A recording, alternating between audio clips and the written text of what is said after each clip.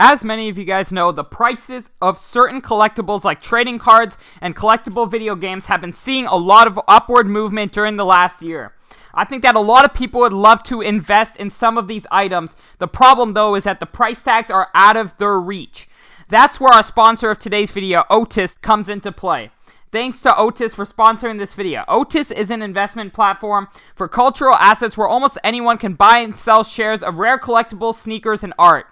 You know, it's pretty cool to say that you own a rare piece of, LeBron James rookie card from SB Authentic in 2003 or a one-of-one game-worn Michael Jordan sneaker.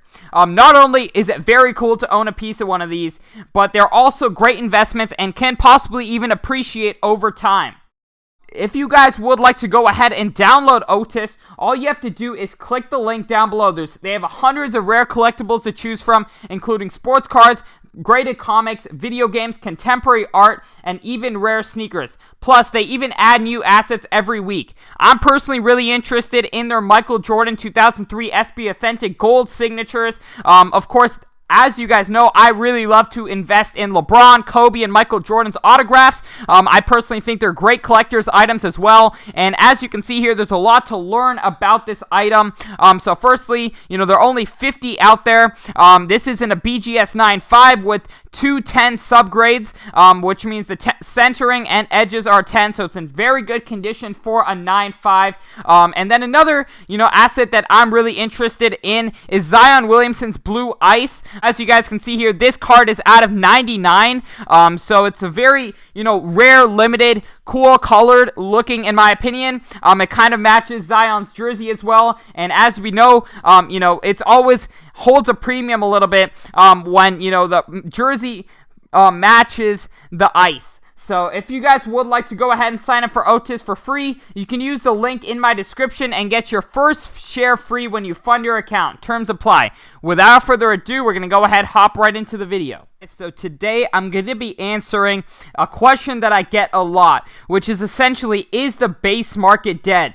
As we know, about a year ago was a time where base cards were really sought after. A lot of people were just going for the base cards of younger players especially. And as we know, prices in the recent, 6 months have not been very strong on base cards. A Luka Doncic, for example, is down all the way back to $820 when they peaked at nearly $2,000. So of course, one big thing that you have to talk about when talking about base cards is the population reports. But I will say personally, I do not believe that they are as big of a problem as people perceive. And this is why. What really matters at the end of the day is not the total supply, it's how many are on the market at once. And during times where base cards have done very well, there was a time where there were 15,000 PSA 10 Luka Doncic Prisms, and they still were able to jump from $600 to $2,000.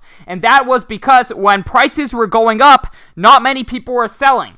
Supply was fairly limited. However, when prices are going down, that is where supply becomes a big issue, because then a lot of people dump their cards, and that is where demand can really not keep up with supply, and prices really go down.